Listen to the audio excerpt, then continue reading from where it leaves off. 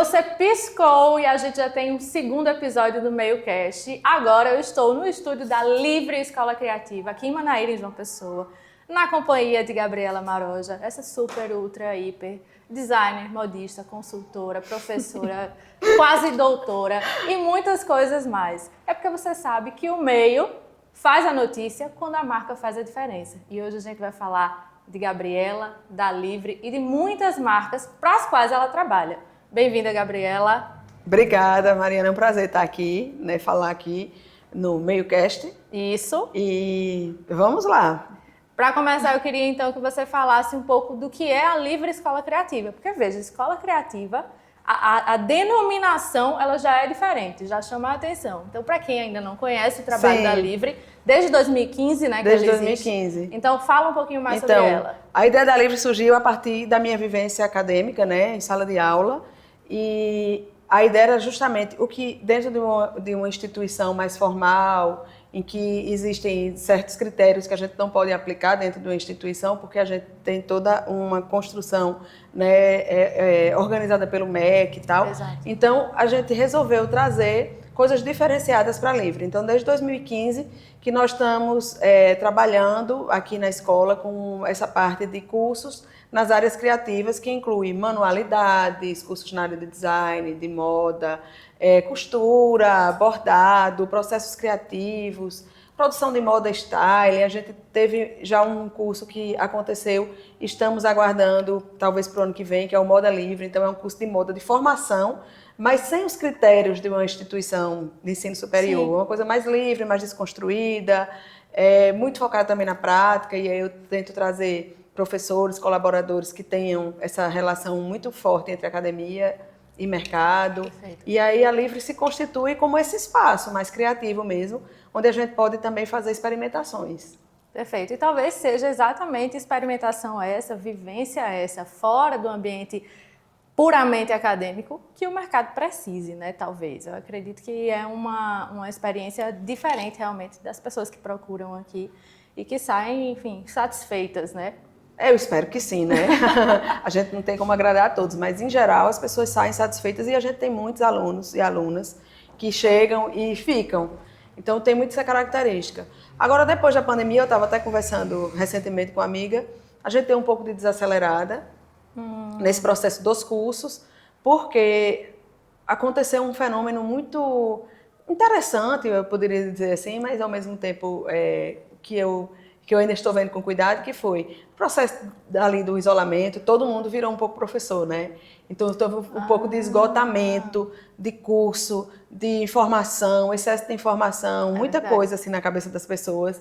E eu percebi naquele momento que a Livre precisava dar uma pausa. Primeiro porque eu não acredito muito em curso online. Gabriela, eu gosto dessa coisa da colaboração, da proximidade, do fazer manual, sabe? Da conversa, da troca. E no online, eu acredito que tem muita gente já online fazendo coisas muito boas. Então, como uma característica da escola, que é aproximar pessoas, e essa proximidade, eu acredito que tem a ver com espaço também, a gente deu uma pausazinha, assim. Então, estamos com menos cursos, com um movimento menor nessa área. Eu acho que até 2025, que é quando eu concluo meu doutorado também. Falaremos sobre isso ainda. Gabi, eu queria que você se apresentasse pessoalmente, porque falamos da Livre e ela falou de cursos. Vocês já entenderam que ela é professora, que é quase doutora. Fale um pouquinho do seu perfil, Gabi. É tão difícil falar da gente, né? Bom, mas eu sou professora já em torno de 20 anos, né? Comecei como na área de moda mesmo, no Funetec, que era uma fundação de apoio tecnológico, na época o Cefet, com a Helena como coordenadora do primeiro curso do Funetec, desse curso técnico. Já fui professora Pronatec também no IFPB, de vários cursos, aqueles cursos curtos, e fui professora e coordenadora fui eu quem fundei, né? Instituí aqui o primeiro curso de design de moda, que depois a gente recebeu, né, o conceito 5, que é o melhor conceito pelo MEC. Fomos indicados como referência nacional, inclusive, no relatório do MEC. A pós-graduação de produção de moda styling, do qual você foi aluna, então exatamente. Pode falar depois sobre isso. né, o privilégio de ter tido tantos professores que abriram as portas de falar de moda aqui no Brasil, né? Sim. A gente conseguiu trazer. E aí o meu percurso acadêmico é muito focado nessa coisa da moda, mas não só do estilismo, mas sim do design, porque eu também sou design Exato. gráfico, né? Então, como design gráfico e como pedagoga, eu tenho uma coisa da educação, tenho uma coisa do design e tenho essa relação de associar não a moda só numa relação estética, mas como uma solucionadora de problemas, né? Então, o meu percurso, tanto acadêmico quanto mercadológico, está muito focado nisso. E é o que eu tenho feito ultimamente com o projeto dos fardamentos, que eu desenvolvo com minhas duas sócias, Helena Diebe e Larissa Shoa. E agora a gente vai falar sobre isso, porque eu já queria engatar numa coisa bastidores, que é o que a galera gosta. Vamos falar de como é esse desenvolvimento de uniformes para grandes empresas aqui da Paraíba e até de fora, viu? Tem uniforme feito aqui por Gabriela, que está rodando o Brasil, que tem gente vestindo ele pelo Brasil inteiro, não é isso, Gabi? Sim. Cita aí algumas marcas para as quais vocês já desenvolveram uniformes. Então, a gente já fez o primeiro projeto maior, assim, foi o Spy Express, né, que é uma empresa paraibana, mas que é franqueadora já e já está no Brasil todo. Ela tem, eu acho que já tem mais de 40 franquias. Então, de norte a sul do Brasil, ela está presente. E aí ela nos procurou dizendo que queria um produto diferenciado, porque ela estava com os uniformes já muito tradicionais, que não representava mais a empresa crescendo muito, e com uma coisa muito interessante que era isso, uniformes que atendessem a lugares tão quentes quanto cidades do Nordeste e lugares tão frios quanto cidades do Sul e do Sudeste, né? E que somente um jaleco e uma calça comum não atendia. Então a gente desenhou esse uniforme com um jaleco que era um modelo só, mas com sobreposições, né? Esse jaleco era sempre uma sobreposição. No uniforme de inverno é uma calça comprida, comprida mesmo, tipo uma calça flare, com um jaleco e uma blusa de gola alta e manga comprida. E aqui para o Nordeste, a gente colocou uma pantacur, né, bem aqui abaixo do joelho, mais fresquinha, sempre com o mesmo tecido, a mesma identidade e a modelagem muito parecida, mas adaptando para esses climas diferentes. A gente fez, a logo dela era um coraçãozinho, a gente fez no jaleco esse coração, da logo. Então a gente conseguiu trazer essa identidade, fez uma apresentação super bonita para os franqueados, treinamento e tal, e pediu para a gente fazer a apresentação e foi bem bonita, assim. Foi um momento bem diferente. E aí depois nós fizemos para o Bara. Para o Bara foi o maior desafio. Que também teve uma apresentação diferente, né? Teve um desfile e tal, Teve um desfile. Conta do desafio aí do Bara, então. O Bara foi talvez o maior desafio, porque primeiro, a gente tinha pouco tempo. Segundo, era uma empresa que ainda estava se constituindo. O Spy Express a gente já sabia o que as pessoas esperavam, porque já existia a franquia, já existia muita gente, já existia a expectativa. Então, quando a gente constrói um briefing com uma empresa que já existe, a gente consegue ouvir as pessoas e as expectativas. Quando a gente constrói um briefing de uma empresa que está iniciando, é totalmente diferente, porque a gente não sabe quem são aquelas pessoas que vão usar ainda, as funções, né, e tal. E aí no Bara teve isso. E o Bara também, ele tinha um objetivo de se constituir como um hotel, um marco na cidade, um hotel de muito luxo, mas um luxo diferente, não esse luxo de ostentação, mas um luxo mais slow, assim, né? Então, a grande história, assim, do Bara foi a gente conseguir captar essa coisa de trazer uniformes diferenciados com o clima, que não é fácil, né? A gente está falando de uma cidade muito quente, como João Pessoa, ao mesmo tempo trazer sofisticação e falar de uniforme, né? Então, falar de uniforme, a gente tem que falar da coisa da ergonomia. Pessoas, camareiras que se abaixam, que lavam banheiro, né? Garçons que precisam servir e usam maquineta, saca-rolha e tal. Então, foram mais de 30 designs diferentes. Então, porque tinha o masculino, o feminino, e a gente fez da entrada, recepção, aos restaurantes. E restaurante era garçom, comim, chefe, cozinheiro, todo mundo. Que legal. E desenvolvemos em torno de umas 10 estampas exclusivas, porque a gente setorizou e fez cartela de cores. As cartelas de cores, inclusive do Bara, é bem interessante falar sobre isso. Como a gente estava falando de um hotel na beira-mar e que tinha essa identidade paraibana muito forte, a gente trouxe como cartela de cores as cores das falésias. Olha, Olha, das super praias. característico aqui da Paraíba, do litoral paraibano, né? Exatamente. E a gente usou também como, dentro desse processo, o trabalho da Marlene Almeida, que recentemente até apareceu, né, no Globo Repórter com a Sandra Nemberg, mostrando o trabalho dela exatamente dessas areias que ela capta, né, das terras da Paraíba. Que legal. Então ela tem esse trabalho das falésias, das cores, das diferentes cores, e a gente pegou essas cores para se inspirar para as cores de lá, do hotel. Então, se você for ver, tem vários tons de rosados. É a pessoa rosada, tal, o que é que tem a ver? Tem várias falésias da gente que tem tons rosados. Então, tem os marrons bem clarinhos, tem o café com leite, tem aquele mais rosado, tem o rosa mais fechado. E aí a gente usou todas essas cores inspiradas na falésia, trazendo essa coisa da identidade das nossas praias para a cartela do hotel. Foi bem interessante. E eu vou chamar agora aqui na edição o vídeo que nós gravamos com Marcos Paulo, que é o atual gestor de marketing lá do Bara Hotel. E ele falou um pouco, já era da equipe na época, não era o gestor de marketing que acompanhou a equipe de Gabriela no desenvolvimento dos uniformes, mas ele já estava. E aí ele falou um pouco mais na visão da empresa de como foi esse processo. Ele vai falar das inspirações também e vai contar um pouquinho aí do desfile, do grande finale, como foi a apresentação. Olá pessoal, eu sou o Marcos, gerente de marketing aqui do Bara Hotel. E para nós é muito importante falar sobre todo o conceito do nosso fardamento, de toda a estética que carrega, dessa importância também da história do hotel que nosso fardamento traz, né? Então, desde a inauguração do Bara, desde do seu conceito, o mar, ele faz muito parte da nossa história. Bara significa mar em Tupi-Guarani também.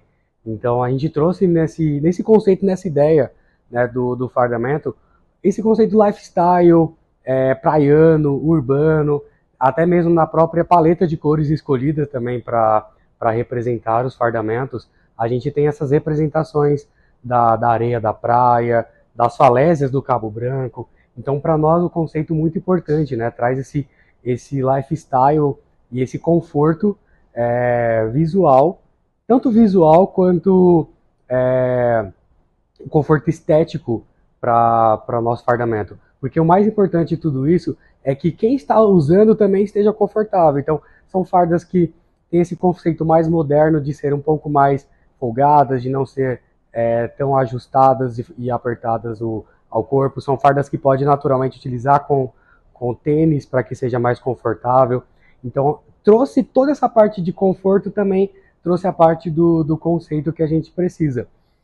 Antes da inauguração do hotel, a gente fez um desfile de moda que foi muito interessante, muito importante para nós, para a apresentação de todo o nosso conceito, para a apresentação de toda a nossa farda.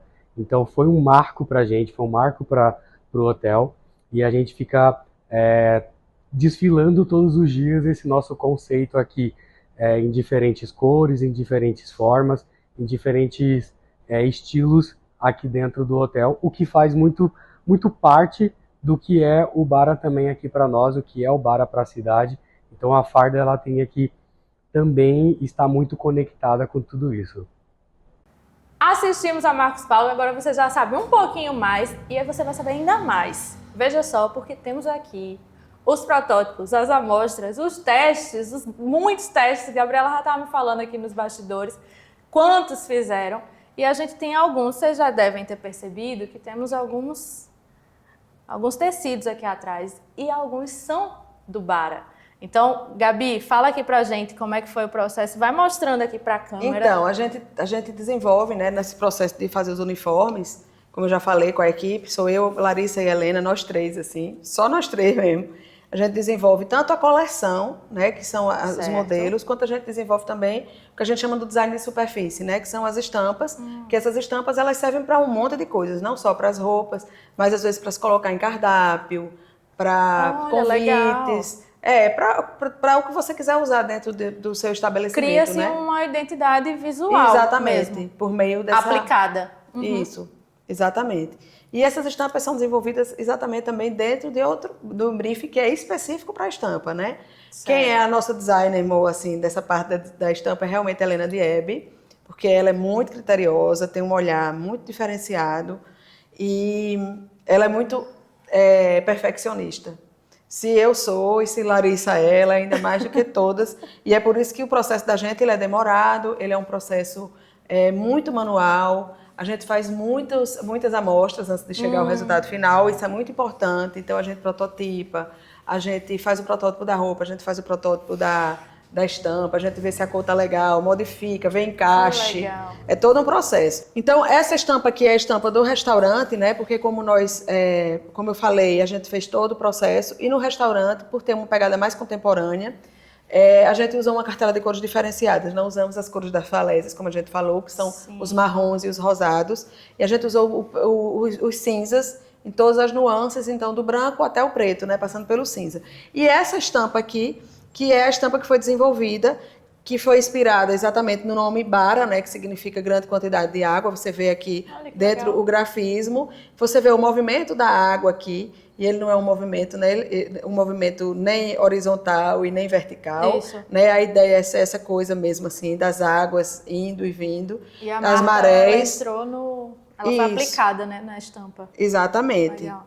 E a marca que é aplicada, e também, ao mesmo tempo, aqui, isso aqui a gente queria lembrar uma coisa de um peixe, a gente queria lembrar também de uns instrumentos indígenas, se você vê, isso aqui lembra um pouco o tacape, porque verdade. tem a palavra, né, o bara é o indígena, mas os próprios chefes, eles acharam também que isso aqui lembrava um fósforo, porque a Gestalt, né, aí eles disseram, mas não, um fósforo, então cada um foi vendo uma coisa, e de qualquer forma era cozinha, e tinha a ver também.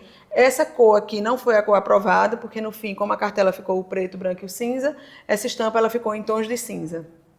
Mas foi essa estampa aqui, e a gente fez vários testes de cores antes do último.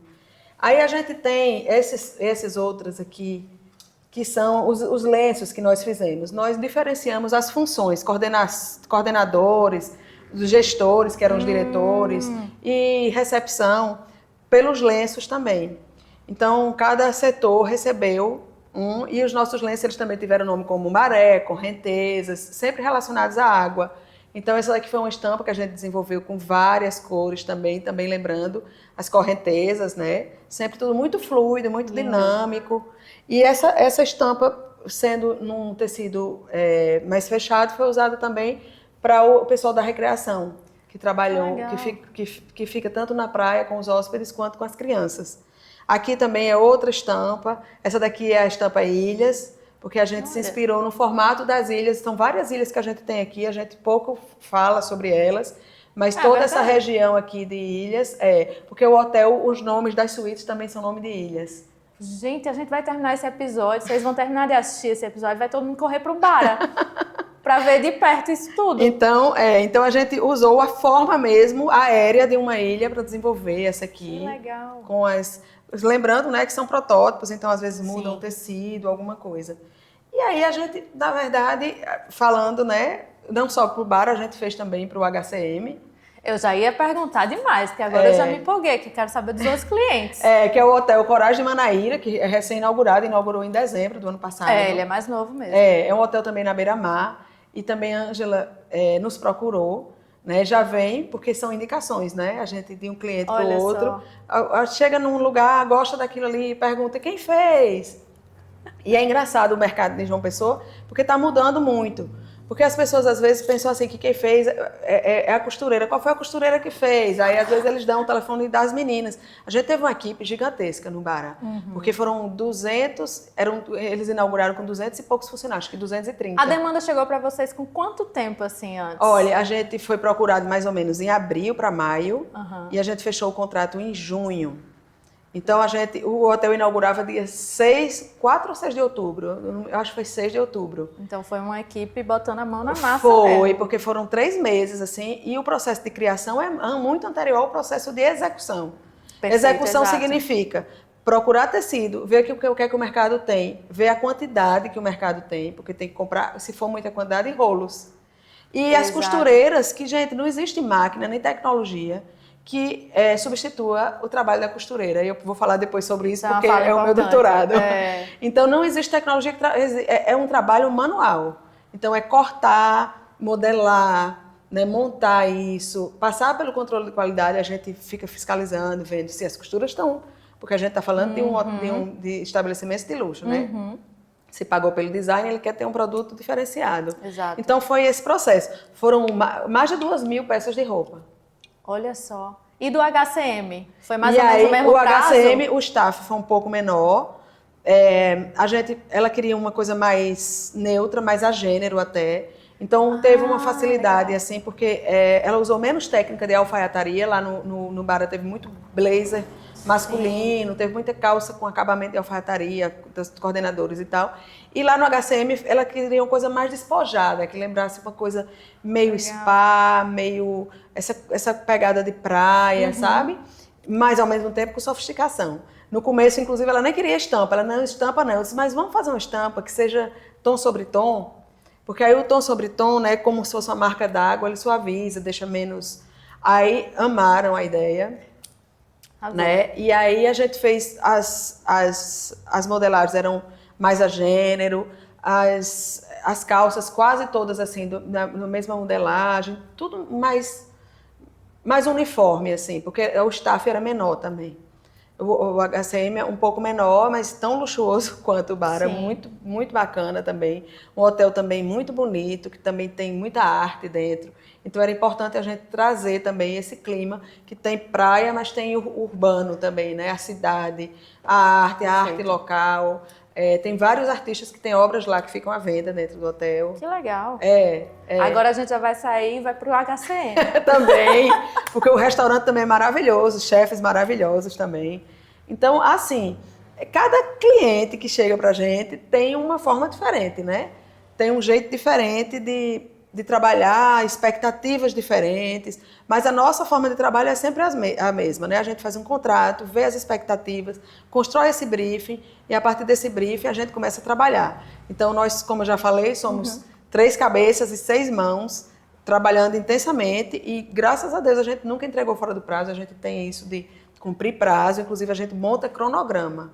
Legal. Cronograma de cada etapa, aprovação da estampa, protótipo da estampa, entrega.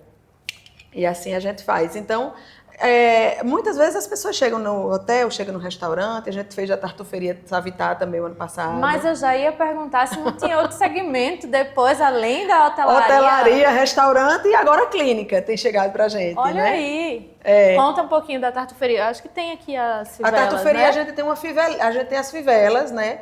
Nós, na verdade, foi mais uma consultoria, porque a tartuferia também foi uma... Eles também estavam super apressados para inaugurar. Gente, a pandemia, né? Assim, muita gente parou durante a pandemia, inclusive a HCM estava em construção, eles pararam e retomaram, esperando o mercado. Então, assim, muitos comércios paralisaram as obras e aguardaram, e quando chegaram, vieram com aquela demanda reprimida com gosto de gás, né? E também, assim, o que acontece... E o consumo também, né? O consumidor também estava esperando coisas diferentes. Diferentes, isso. Mas o que acontece com a gente que faz uniforme, né? No caso do uniforme, a gente está falando especificamente dessa área de atuação, que eu tenho outras, mas de uniforme. O uniforme é a última coisa a ser pensada dentro do estabelecimento. Você primeiro pensa no quê? No arquiteto, no design de interiores, né?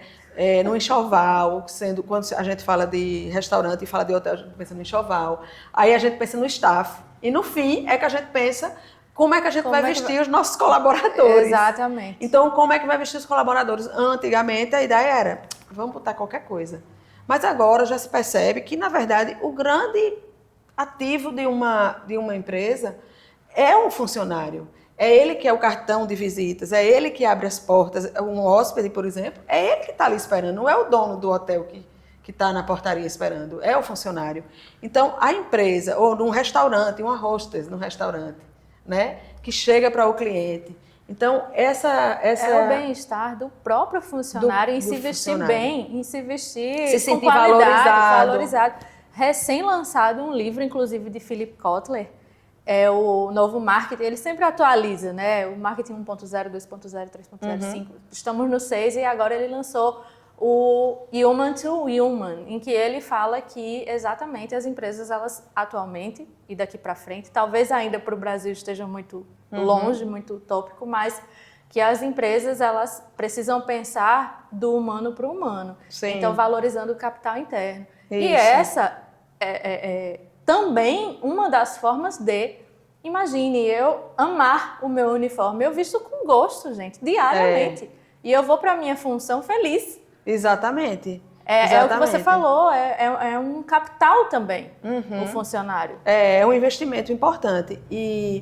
E assim, lá no Bara foi engraçado porque teve o desfile, né? Que, conforme vocês viram aí no vídeo, ele falando do desfile. E foram os próprios funcionários que desfilaram, né? Foi, achei sensacional. Foi, os funcionários que desfilaram. E na hora, assim, da produção, né? Todos fazendo cabelo, maquiagem foi contratado, né? Toda a equipe de produção para produzir eles. Um dizia assim, gente, eu não sabia... A gente comprou tênis da Headley, da New Balance. Porque uma premissa também da nossa consultoria, nós três somos como é que se diz aqui? Prego batido e ponta virada, né? Na questão do conforto. Então, para a gente, o conforto é tudo. E a gente vê que até as grandes empresas, hotéis, empresas aéreas de luxo, como a Qatar e outras, Emirates, eles estão trocando, principalmente os escarpães, porque é sempre a mulher que sofre mais nessa questão do conforto, por tênis. Recentemente, há alguns meses, acredito que em dezembro, a Gol fez isso aqui no Brasil. Foi. As meninas, as aeromoças, né, as comissárias de bordo, elas já estão usando tênis. Eu achei sensacional. Isso, exatamente, porque é exatamente essa questão, né? Você não pode sacrificar tudo, o bem-estar de um funcionário em nome de uma estética. E Concordo. Principalmente no voo, que as pessoas ficam, o pé incha, a mulher fica com sérios problemas, né, de circulação e tal. E num uniforme, imagina, no dia a dia, você passa várias horas em pé, né, circulando, subindo escada, levando hóspede, levando paciente, levando cliente de restaurante, enfim. Então, a premissa da gente é deixar as mulheres confortáveis, principalmente as mulheres, os homens também. Então, a gente colocou tênis. E aí, inclusive as gerentes, todas, elas de alfaiataria e com tênis. E elas diziam assim, a gente vai rezar por vocês, viu? Porque eu nunca imaginei, meu Deus, me livrar do salto, que maravilha. Claro que tem aquelas que amam o salto, porque tem a história da altura, a brasileira tem muito essa relação com a altura. Então, algumas ainda reclamam, dizem que se sentem desarrumadas de tênis, mas eu acho que isso está mudando. E não é só tênis que a gente coloca, a gente gosta muito também de usar o Oxford. Aí, às vezes, quando é mais altinho, o Oxford tratorado, uma botinha de cano curto. Então, sapatinhos mais fechados, porque protegem também o pé, porque é uma premissa também do uniforme, essa proteção, né? Então, todo esse cuidado a gente tem. E aí, no dia do desfile, eles dizendo assim, meu Deus, eu nunca tive um tênis da New Balance, eu nunca tive um tênis da Headley, que chique. Aí, o mensageiro, a gente fez um mensageiro com uma parca, em tons, assim, meio ferrugem, ficou muito bonito. E aí, um bem descolado disse, gente, esse look tá muito Balenciaga. Então, assim, com referências, inclusive, internacionais. De moda. Então, assim, eles amaram, se acharam super importantes. Eu acho que isso vale muito, sabe? Isso vale muito. E é o que a gente tem percebido ao longo do tempo das pessoas que têm buscado isso, de fazer uniformes diferenciados. E aí, como eu estava falando da tartuferia, foi a mesma coisa. Pouco menos tempo, então a gente fez mais uma assessoria, indicou algumas coisas já prontas, mas a gente também tem nossas parceiras, que são as nossas costureiras queridas e que fazem também, e às vezes elas topam virar as noites para fazer as coisas. Então fizemos uma cartela de cores bem bonita, com um caque e um verde meio musgo, né, que tinha tudo a ver com a marca. Eles têm dentro do restaurante a parte da tartuferia, que é massa, e tudo levando trufas, porque eles são tipo uma franquia de uma marca italiana de trufas, né? E tem um restaurante japonês contemporâneo, então a gente tinha que fazer esse match também com essa pegada oriental. Foi mais um desafio também, né? Foi, é sempre um desafio. Mas a gente foi para o mais tradicional, usou tecidos também bem bons, que a gente gosta muito de usar a Cedro, que é uma empresa 100% nacional, então é uma coisa que eu gosto de valorizar também. Quanto mais eu puder valorizar os tecidos brasileiros, eu valorizo. E aí a gente usou isso aí, fez uns aventais bem bonitos. E para hostess, a gente desenhou uma chemise, bem diferente, com uma estampa. Nesse caso, nós não fizemos a estampa, quem fez a estampa foi Carol, da Conceito. De lenços? De lenços. Exato, conheço. Carol fez, a gente conversou também sobre o que a gente estava desenvolvendo. Legal. Trabalhando em parceria, Isso, legal. A gente faz collab sempre. Isso, perfeito. E aí a gente fez essas fivelas, que são fivelas inspiradas no formato das trufas. Então as trufas, elas têm esse formato assim, meio irregular, tem os pontinhos assim. Muito legal. E aí a gente desenhou e a gente faz com corte a laser no acrílico, né? Esses são protótipos. Esses são protótipos, isso. No final das contas, ela na verdade ficou toda marronzinha, porque como tinha estampa de um lado, o outro lado era liso e tal, a gente achou que ficou muito enfeitado. E ele ficou todo liso. mas a gente vai testando. Olha aí o valor dos testes, era isso que eu ia dizer, né? Olha aí Quando a gente valor. coloca na roupa pronta, aí a gente vê, esse aqui ficou too much, né? Ficou demais, tal. Eu sou um pouco maximalista, eu acho que dá para notar, assim, eu acho coisas grandes e muito. Mas a gente está falando de uniformes, e aí é um conceito mais amplo, né? Mais clientes. E também tem o próprio dono, né, do negócio e tem o funcionário. Então, todo mundo tem que aprovar. E aí, isso aqui a gente tem feito muito. No HCM a gente fez também, não sei se está aqui, deixa eu ver se está aqui. Da HCM, tá. Toda a nossa estampa do HCM... É uma fivela também. É uma fivela também. A estampa que a gente desenvolveu para a HCM, o nome é Hotel Coragem Manaíra. Certo. Então, a gente fez uma pesquisa dos corais da nossa orla. Quais são os corais que fazem parte da orla paraibana? E aí a gente chegou no Baba de Boi, no Coral de Fogo, são vários tipos de corais, eles não são iguais no mundo, não são os mesmos corais em todos os lugares do mundo. E a partir desses corais a gente fez a estampa e esse aqui é um dos modelos do coral que está na estampa. Então a gente fez com corte a laser também e a fivelinha Esse foi o modelo aprovado? Foi o modelo aprovado. Olha esse, aí, sim. gente, que legal. Porque está inclusive na cartela de cores deles, que é esse marronzinho, tudo foi feito com marronzinho, um marrom e um bege.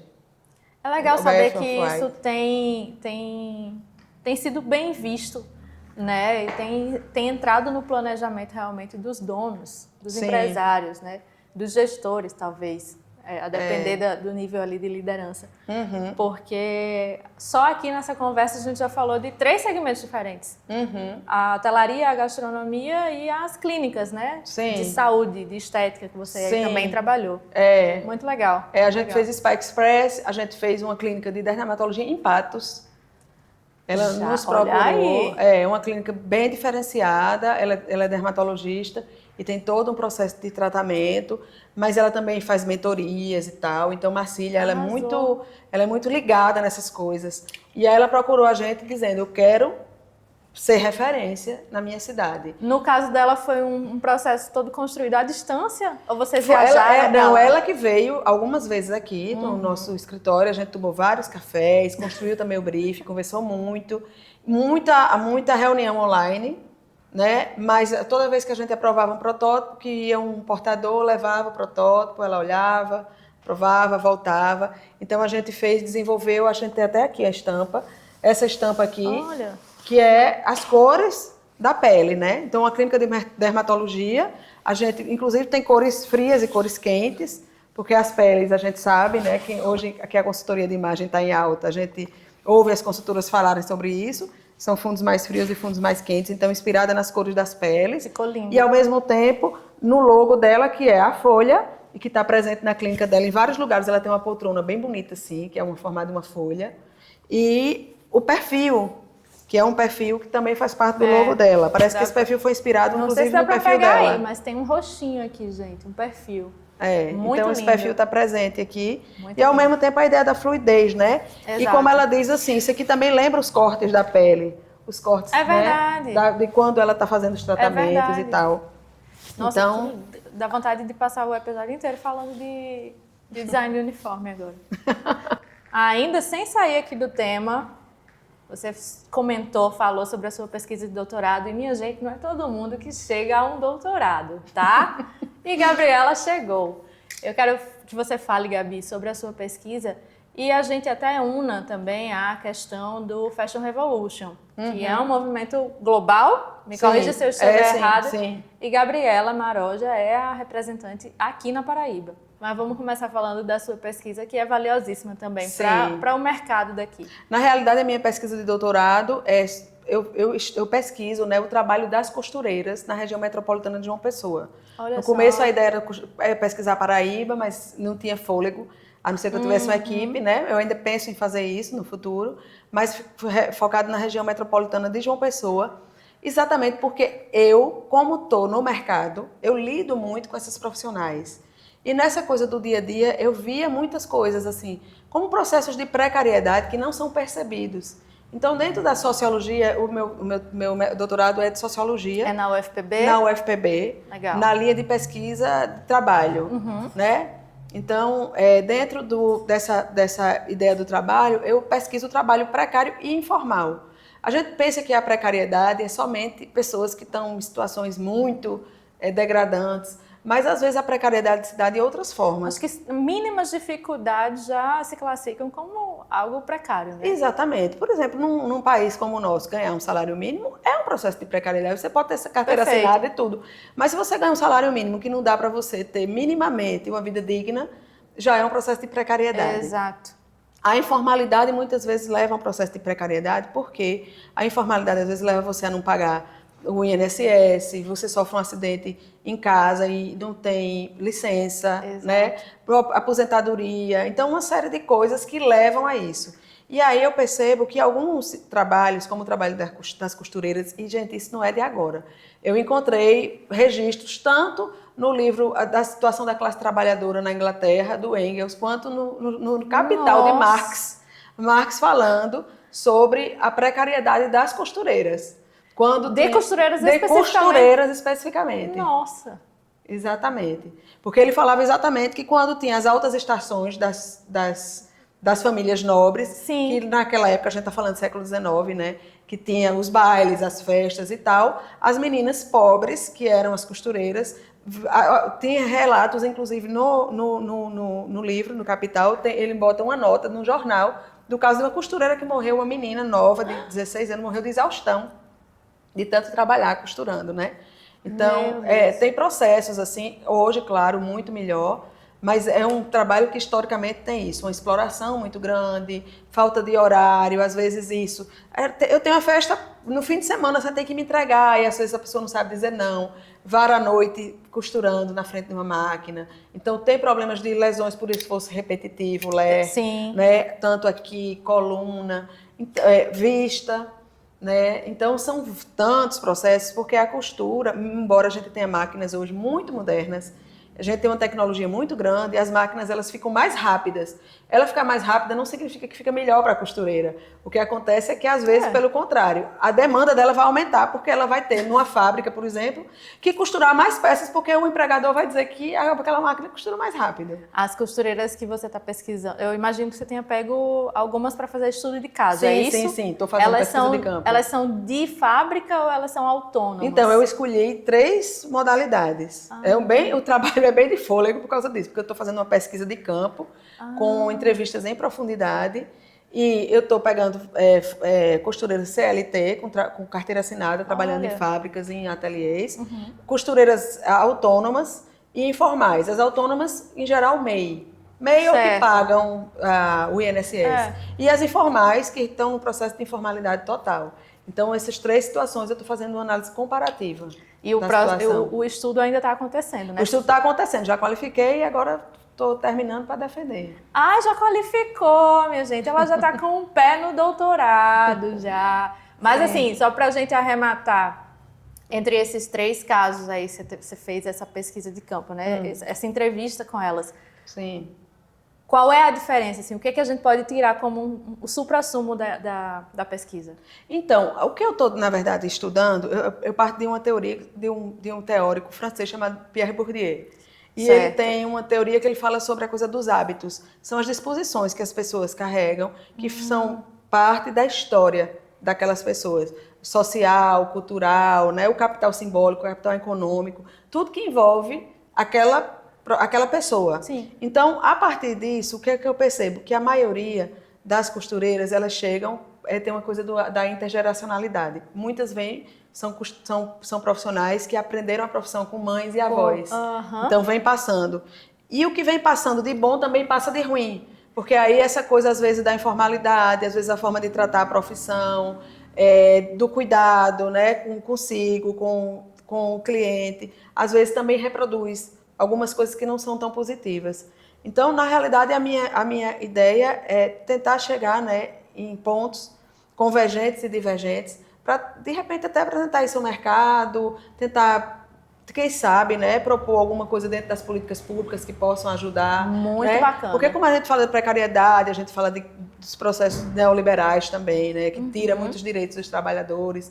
Eu acho que vale a pena, é um trabalho que eu gosto, porque eu lido com isso, né? coisa que faz parte da minha vida. O olho vida. dela tá brilhando aqui, gente. E essa ideia do doutorado surgiu justamente, eu vou fazer os 4 anos, né, o ano que vem, justamente durante a pandemia. Porque foi na pandemia verdade. que as empresas demitiram muitas costureiras, muitas que já eram autônomas e formais no mundo inteiro, elas tiveram suas encomendas canceladas, ficaram no prejuízo, porque muitas vezes quando você trabalha como terceirizado, você faz, entrega para depois receber. Então, no mundo inteiro aconteceu prejuízos de milhares de dólares, assim, encomendas. E aí, essas informações eu fui obtendo também por ser parte do Fashion Revolution. Então, como parte, representando o Fashion Revolution, muitas informações de relatórios, de processos, chegam até mim, porque é um projeto global, né, o Fashion Revolution. Eles tratam exatamente da questão ética na moda, então transparência na moda. Quem são as pessoas que fazem as nossas roupas? Como é que essas roupas são feitas? A cor das pessoas que fazem? Essa pergunta é clássica do Fashion Revolution. Né? Quem fez minhas roupas, quem fez né? minhas roupas, porque muitas vezes a gente usa as nossas roupas sem se importar da origem. Sem entender que tem uma mão de obra que fez isso, né? Sem entender que tem pessoas que passaram por processo. Quantas vezes já foram encontrados bilhetes dentro das roupas? Sim, com Gabi. Pedido de socorro, né? Pedido de socorro, porque não está pessoas aguentando em situações mais. análogas à escravidão. Enfim, em países diferentes do Brasil que ainda tem uma legislação trabalhista, mesmo que às vezes precária, tem países que não tem nenhuma, né? Então os trabalhadores ainda sofrem mais. Então, durante a pandemia, eu tive ex-alunas que me ligaram desesperadas porque estavam desempregadas sem encomendas. E perguntando, você tem alguma coisa para mim? Não tem, tarará. Então, todo esse processo me levou a começar a questionar, né? E aí foi aí que eu cheguei nessa pesquisa. Então, é assim, o mercado sempre me trazendo as questões acadêmicas. Eu não consigo ser só uma coisa ou só outra. Eu estou sempre tentando... Uma paixão, mercado e academia. É isso, porque eu acho que nada funciona individualmente. Mas eu acredito que quando a gente pode estudar aquilo que a gente trabalha, a cabeça da gente faz assim, ó, pum. Porque a gente imerge literalmente naquilo e não fica só naquela prática diária. Primeiro, não aliena você. Se você fica só na academia, você fica com alienação, só numa utopia. Porque não, o mercado é assim ou é assado. Não. Nem de um lado e nem do outro. Exatamente. Né? E a academia é muito importante, porque a gente tem que justamente conhecer esses processos. Estava falando hoje sobre isso com uma amiga, como às vezes as pessoas hoje, porque o curso superior não tem mais importância, estudo não tem mais importância, a universidade não tem mais importância. Tem sim. Claro que tem. Tem sim, tem processos que são necessários. A gente falou agora no começo, né, sobre essa coisa de muita informação, né, nas redes sociais, Instagram, podcast, tarará. A gente sabe que existem milhares de perfis de gente fazendo essas coisas.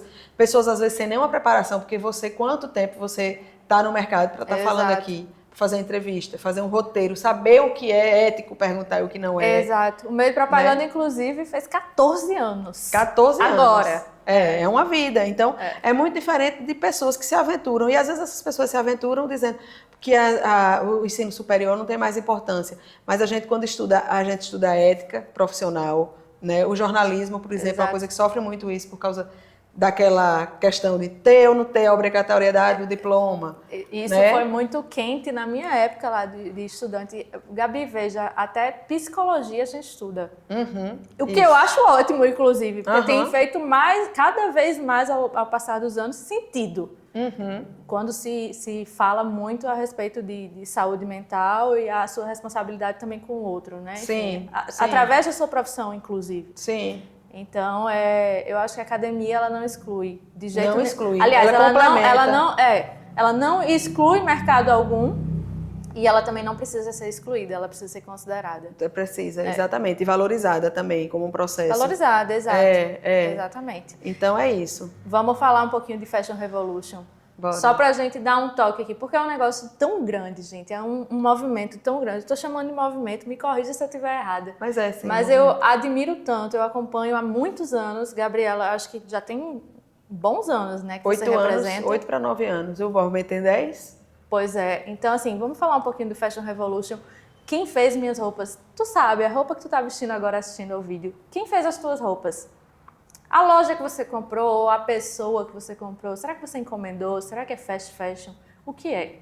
Fala aí, Gabi, um pouquinho do Fashion Revolution. Então, o Fashion Revolution ele vai surgir exatamente 2013, né, de 2013 para 2014, porque em 2013 a gente teve a queda do Rana Plaza, que foi um edifício em Bangladesh, que tinha milhares de trabalhadores dentro. E já tinham sido avisados que o prédio estava com problemas estruturais e tal, mas é aquilo, né? As oficinas terceirizadas, elas pouco se importam com essas pessoas. E morreram mais de 1.100 trabalhadores, morreram. E mais de 2.000 trabalhadores ficaram inválidos para o trabalho. Então, o montante é muito gigantesco, gente, porque quando a gente vê, por exemplo, um World Trade Center e outros que, né, não chegam a esses números e a comoção é tão grande, e a comoção nem foi tão grande porque são pessoas anônimas, né? Pessoas de terceiro mundo, inclusive, né? A gente, quando fala nisso, a gente também tem que lembrar que a gente está se referindo ao sul global. Então, surgiu um grupo de designers que disse, gente, a gente tem que dar um basta para isso, né? E a ideia do Fashion Revolution foi, vamos tirar essas pessoas da invisibilidade e vamos cobrar das marcas, porque várias marcas foram etiquetas de marcas transnacionais, eu chamo trans, mas tem multinacionais, enfim, foram encontradas etiquetas nos escombros. E aí depois as organizações cobrando deles e eles dizendo, não tenho nada a ver, eu nem sabia que tinha trabalhador meu aí, sabe? E isso, inclusive, rola na justiça até hoje, indenização. É mesmo? Tem alguns que ainda não pagaram as indenizações e tal, então ainda rola isso. Então, o Fashion Revolution chegou aqui no Brasil no ano seguinte. Eu fui indicada pela Patrícia Santana, que era representante em Campinas, eu acho que ela foi sua professora, né? Sim. Patrícia era representante lá e ela me indicou. E aí eu fui aceita, porque é feito por indicação, hoje inclusive é inscrição. Que bacana. E desde então estou aqui representando. E a ideia é justamente a gente tentar conscientizar. É uma conscientização coletiva. Estudantes, academia, consumidores, né, trabalhadores. Os trabalhadores também precisam entender que eles também precisam aparecer, eles precisam mostrar esse trabalho que eles estão fazendo. E aí o Fashion Revolution ele tem essa ideia mesmo. E ele criou, já tem uns 3 ou 4 anos, o Índice de Transparência na Moda. Ele faz um relatório em todos os países onde ele atua, e existem relatórios globais com as marcas globais, e aqui no Brasil, relatório com as marcas aqui do Brasil. Ele fica disponível? Fica disponível no site fashionrevolution.org.br, se eu não me engano, é isso. Muito legal. Você pode baixar lá e você vê o que é que as empresas estão dizendo, se elas estão informando quem é a cadeia de fornecedores, como é que é feita essa produção, Que bacana. onde é que é feita e tal e tal. Muitas não respondem.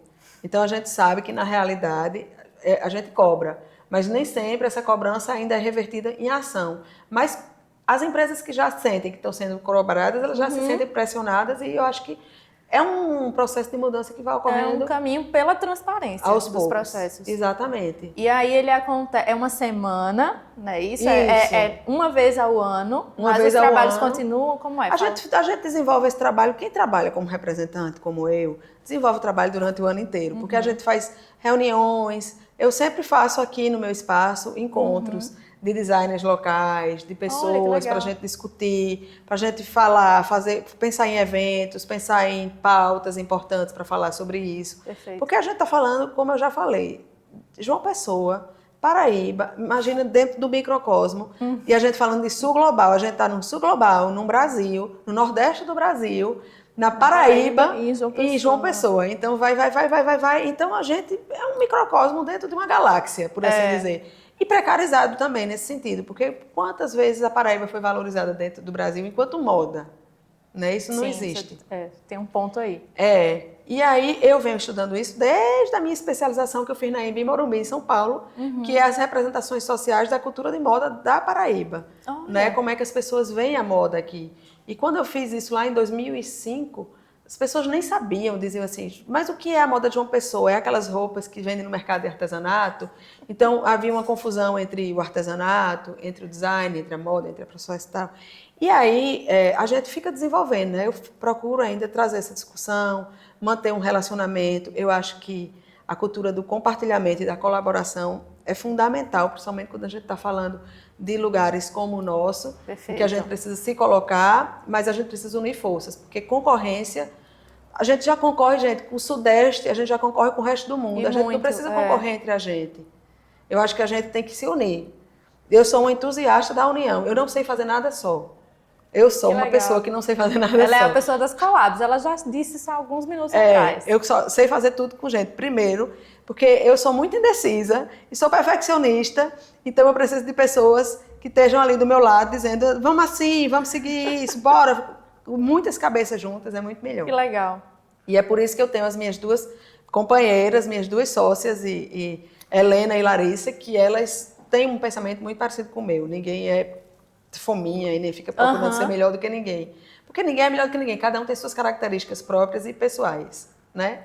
E aí, o Fashion Revolution ela tem isso, da colaboração, né, do compartilhamento, da participação, da gente trazer o protagonismo de pessoas que estão invisíveis atrás da cadeia, porque só os estilistas e os designers aparecem. Na alta costura, gente, aquelas roupas de alta costura, coisa mais linda do mundo, aquelas roupas, aqueles bordados. Tem uma cadeia. Quem fez de aquilo? pessoas. A pessoa simplesmente desenhou, é massa, o processo criativo é incrível, desenhar é incrível. Mas quem construiu, quem costurou, quem bordou, quem fez esses modelos, né? Então isso é uma coisa que me toca muito e eu acho que tem tudo a ver com minha participação no Fashion Revolution e nas coisas que eu trabalho e pesquiso. Perfeito. Infelizmente o Fashion Revolution, a semana Fashion Revolution de 2024 já passou, Já né? houve, foi final de abril, sim. Ficaremos aí antenados, ligadinhos. Todos os anos ele acontece mais ou menos entre o dia 20 e 27 de abril, por aí. O Fashion Revolution deu o dia 23. Esse ano a gente teve o Dia das Manualidades, porque também coincidiu de cair no mesmo dia o Dia Mundial das Manualidades, que foi dia 24. Então, no mundo inteiro aconteceram eventos manuais. Pessoas levaram máquinas para as ruas, para as praças, fizeram crochê, tricô, bordado. Que legal. E a gente foi com Renata Gadelha, que é a representante de Cabedelo. A gente foi para Cabedelo, lá para a praça principal, e nós fizemos também, vestimos as árvores. Fizemos com patchwork, com crochê, um monte de coisa. Que legal. Muito bom, As Gabi. meninas costurando na praça, assim, ao vivo, ali, né? O Quem Sabe Faz ao Vivo. O Quem Sabe Faz ao Vivo? É. Muito legal. Ô, Gabi, eu tava aqui com a cabeça fervendo. Existe hoje na moda, no mercado de moda, o que é certo e o que é errado? Assim... Para mim, não. Existem ainda... A gente vê consultoras de moda, a gente vê um monte de gente ainda ditando regras. Eu nunca fui de ditar regras. Regra não é uma coisa que faz parte da minha vida, porque eu acredito em identidades. E pessoas diferentes, como eu acabei de falar, que eu gosto de trabalhar com compartilhamento e colaboração, porque cada pessoa pensa de uma forma diferente, e eu acho que cada pessoa se expressa de uma forma diferente. Então, essa coisa de regra, por exemplo, antigamente, uma mulher, quando fazia 40 anos, era considerada uma mulher idosa e se dizia que uma mulher não podia usar um cabelo comprido. Eu vou fazer 50 e continuo com as mesmas coisas que eu sempre usei, que eu sempre gostei. Eu uso meu cabelo comprido, eu uso meu batom muito colorido, se quiser pintar meu cabelo colorido, eu pinto. E eu acho que isso tem a ver com essa coisa da expressão. Você não é para você mudar porque você é de uma determinada... ou classe, ou idade, ou porque você é mulher, né? Tinha inclusive uma frase que era horrorosa quando eu era criança, que se dizia, né? Quando a mulher envelhece, a saia desce e o cabelo sobe. Que é a ideia, né? Então, a gente sabe que a gente tem uma sociedade que a gente está tentando desconstruir, patriarcal, machista, e que trata essa mulher mais velha, né? O etarismo está aí, principalmente contra a mulher, tratando disso. Então, eu não sou uma pessoa de ditar regras. E eu trago isso em tudo que eu faço. Quando eu dou aula também, eu gosto de deixar também os alunos, sempre gostei de deixar mais à vontade, de ser bem democráticas nas decisões. Vamos fazer prova, vamos fazer trabalho, querem apresentar sim ou não. Então, construir as coisas em conjunto. E nas regras também dos uniformes, a mesma coisa. Ouvir os funcionários, o que é que eles pensam, como é que eles se sentem, né? Porque eu acho que não tem que ter uma regra rígida para nada. É claro que existem coisas que são de bom tom. Então, você vai lidar com o público, no caso do uniforme, a gente tem algumas coisas que é um manualzinho que são necessários, porque senão você também desvirtua a identidade da empresa, né? Então, algumas regras como o uso de acessórios, uso de cor de esmalte, numa empresa faz sentido. Sim. Mas não de forma que você descaracterize totalmente aquela pessoa, né? Porque ninguém é um robô. Exato. Eu vou trazer um ponto, a gente está se encaminhando um pouquinho para o fim, Se você ainda não compartilhou, não seguiu, não curtiu, não comentou, por gentileza, né? Meio de propaganda, @meio de propaganda. Gabriela também, é Gabi Maroja, não é isso? É. Livre Escola Criativa. Depois os meninos colocam tudo aí na tela, os arrobas para vocês seguirem. Gabi, pensando num arroba, eu fiz um print de uma questão. A gente realmente já está se encaminhando para o fim do papo.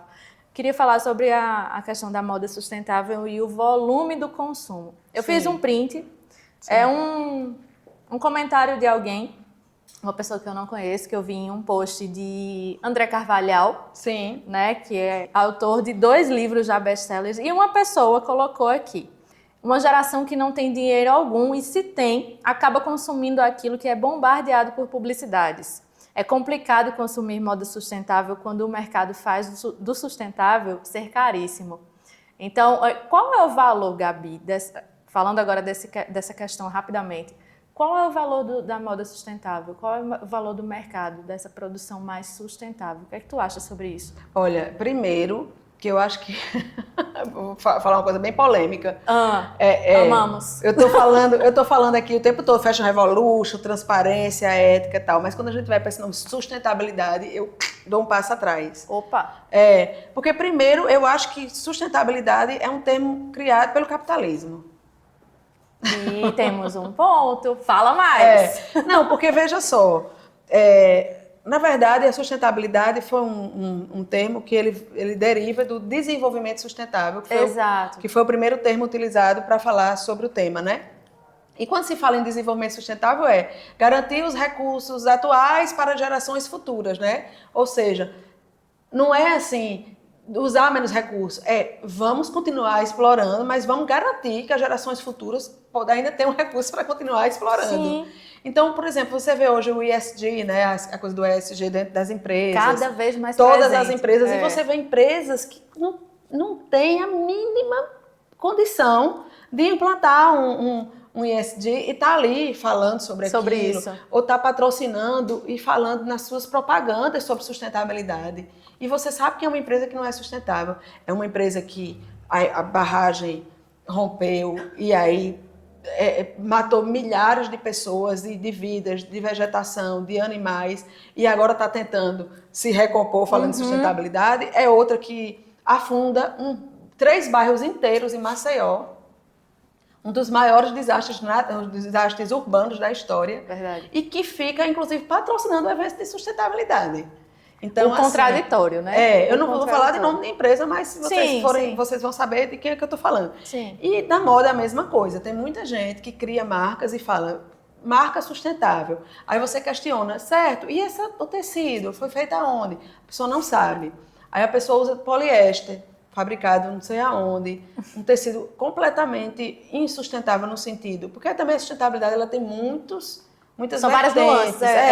Às vezes você pensa só no meio ambiente, mas a social, que é isso que eu trato, é muito mais dentro do social. Mas é sustentabilidade, quando a gente está propondo formas de uma vida melhor, para garantia de vida de trabalho, é sustentabilidade. Então a gente tem a econômica, tem a social, tem a ambiental, são várias vertentes. E as pessoas só pensam na ambiental, e aí, gente, é sustentável porque eu compro de brechó. Ou então eu compro e vendo em brechó, né? E isso tem se tornado também uma prática que tem aumentado o consumo, porque eu consumo, mas eu limpo a minha consciência vendendo. É o que se chama de moda circular, não é isso? É uma tentativa de ser circular, mas quando na verdade não é. Porque a moda circular de verdade é baseada em troca, é o que a gente chamava quando eu era criança de cabidela, passar de irmã para irmã, de prima, né? De você dar para sua amiga o que você não usa, receber dela. Sim. A circularidade ela é muito maior do que isso. E também tem a circularidade do produto também, a cadeia, né? Da cadeia do produto. Sim. Então, entender que se você tem um produto que é algodão com poliéster, você não vai conseguir reciclar. Porque quando você desmancha esse produto, esse poliéster não pode ir para o mesmo lugar do algodão, então você não consegue reaproveitar. Exato. Então, assim, são tantas pequenas nuances e que, na realidade, todo esse discurso é para vender mais. É para lucrar mais. E talvez mais caro. Aí entra o mercado de orgânico. O orgânico não era o que a gente deveria comer. Não era uma agricultura que a gente deveria ter. Não era uma agricultura normal, comum, plantada e comida. O comum, né? Exatamente. O comum. Aí virou luxo a gente comer comida sem veneno. É luxo. Comer comida sem veneno é luxo. Eu já estou entrando em outra coisa. Não, mas é porque isso. está tudo assim relacionado, sabe? Então eu acho que é isso. E assim, aí a mesma coisa o veganismo. As pessoas deixam de comer animais, eu sou vegetariana. Mas as pessoas deixam de comer e começam a comer tudo industrializado. Então, grandes indústrias alimentícias que produzem o animal, produzindo produtos sintéticos para a gente comer aquilo e acabar com a nossa saúde também, entendeu? Quando a gente deveria estar comendo coisas que você mesmo prepara, produto desembalado, as frutas e tal. Então, é tudo assim, como se fosse uma roupagem para estimular o consumo. Gostei. Como né? se fosse uma roupagem para estimular. É uma roupagem para estimular. Então, eu tenho muito cuidado com isso.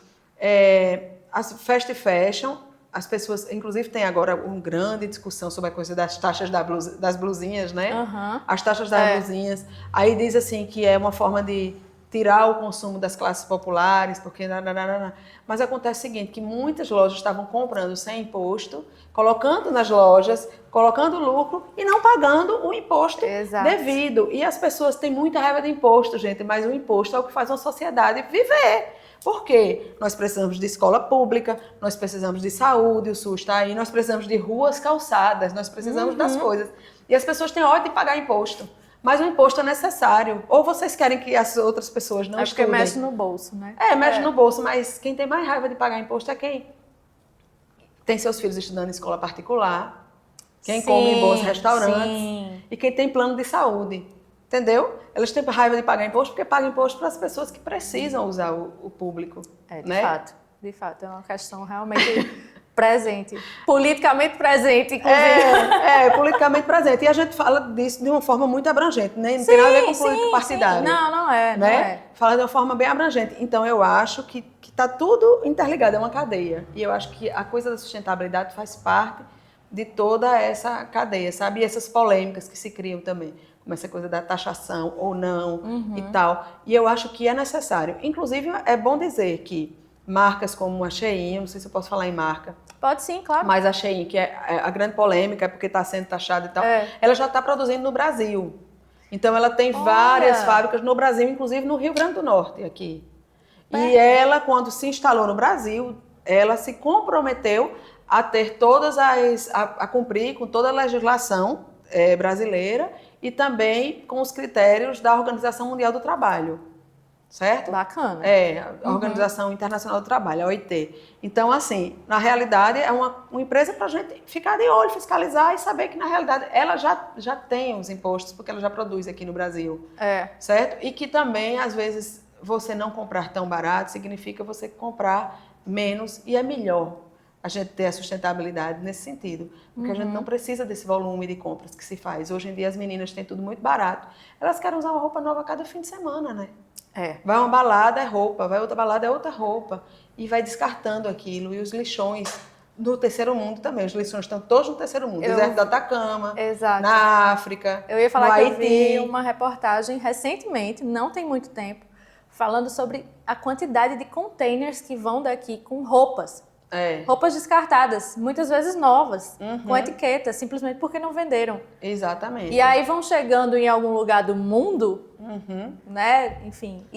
Nos países mais pobres, por exemplo, se acabaram os comércios locais e hoje os comércios são todos de segunda mão, assim. Então, é uma coisa muito complicada, porque não tem mais a coisa do fazer manual ali. No Haiti, por exemplo, é um grande problema. E no Haiti vem tudo dos Estados Unidos. E as pessoas usam, é tão curioso, porque tem até uma série de um fotógrafo que ele mostra eles usando, né, numa miséria ali total, e eles usando as camisetas como Make America Great Again, coisas Superman, coisas que não tem nada a ver com o universo, com o mundo deles, naquele processo. Então, o deserto do Atacama se acabando, na África, vários países africanos estão também sofrendo esse processo, e a gente já recebeu várias vezes aqui, porque o Brasil ele ainda se impõe mais, mas esses containers já vieram para cá várias vezes. Há uns 10 anos ou um pouco mais, chegou um container de roupa hospitalar aqui na região do Agreste de Pernambuco, para ser forro de roupa. Como Toritama é a capital do jeans do Brasil, então os bolsos das calças jeans, eles encomendaram tecidos e vieram lixo hospitalar. Eles mandaram container de lixo hospitalar. Até seringa tinha dentro. Seringas, roupas manchadas de sangue. Então daí a gente tira como é esse processo. né? A gente pode dizer, mas sustentável. A sustentabilidade tem limite também, porque aí foi completamente antiético, roupa hospitalar. Com certeza. Né? Material hospitalar. Então, tem várias nuances dentro desse processo e que a gente tem que observar. A gente tem que você ficar sempre com aquela orelhinha em pé quando fala em sustentabilidade. A gente só conseguiu passar por cima aqui. É um assunto tão importante, mas também tão denso. Que é uma disciplina que eu dou na pós-graduação, então são muitas aulas para falar sobre isso. Veja só, pois é. A gente vai agora realmente se encaminhando para o fim. Eu queria terminar de uma maneira mais improvável. Me conte uma história assim, sei lá, de um trabalho que deu errado, de um fracasso aí na sua carreira longa, que tenha sido surpreendente e que tenha rendido algo muito bom. Me conta aí uma história, Gabi. Puxa aí da memória. Olha, fracasso, eu acho que todo mundo amarga um fracasso de vez em quando, né? E é aquela velha história que às vezes o que parece ser ruim acaba sendo bom depois, né? Duas coisas. A gente até tinha conversado um pouco antes sobre um processo que foi no hotel, a gente fazendo uma estampa e a gente já tinha aprovado essa estampa. E depois, quando a gente mandou fazer, né, finalização, deu um problema na cor e essa cor ficou muito melhor. E aí eu digo para... A cor errada, viu? A cor errada ficou muito melhor e eu disse para a cliente, olha, a cor ficou muito melhor e você vai ter que confiar em mim, porque eu garanto que ficou mais bonita. E ela disse, eu confio. E assim foi. E foi uma coisa bem improvável e que a gente na hora, como assim? Não sei o que. Quando a gente viu pessoalmente, a gente disse, gente, ficou muito melhor. E que outra coisa, assim, que não tem nada a ver com esse processo, mas assim, eu passei muitos anos sendo CLT, né? Sendo uma funcionária CLT numa empresa, implantando curso, pós-graduação, não sei o que. E aí, de repente, fui dispensada, né, dessa empresa, eu e vários outros professores que faziam parte da minha equipe, eu era gestora e tinham muitos ali. E, na realidade, aconteceram tantas coisas boas depois disso, porque às vezes a gente fica um pouco estagnado também, né? A gente se acomoda, às vezes, num processo e tal. Então, para mim, também foi uma coisa que poderia ter dado errado, mas que foi muito bom, porque foi a oportunidade que eu tive de engatar o meu doutorado, de investir mais aqui na Livre, de fazer essas consultorias. Eu não teria tempo de fazer se eu tivesse né, dando expediente diariamente, enfim. Eu acho que a gente sempre tem essa coisa, né, de tirar das adversidades boas lições. Que legal. Ô, Gabi, a vida sem criatividade, uma vida não criativa, ela é o quê? Complete a frase. Uma vida sem criatividade...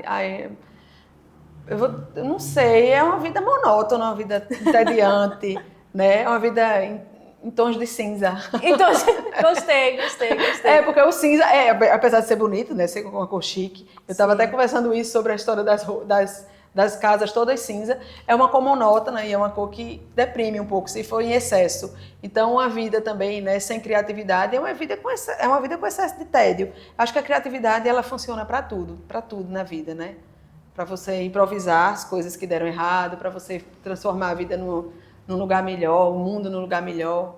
Trabalhar com criação é bom demais. Eu amei o episódio de hoje. A gente realmente está terminando agora. Eu espero que vocês também tenham gostado.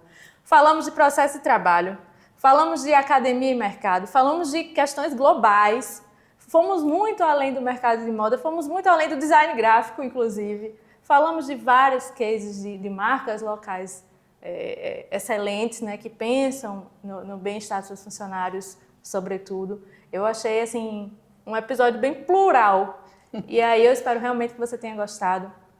Comente, curta, compartilhe, siga a gente. E aí aguarde o próximo episódio, que mês que vem tem mais um.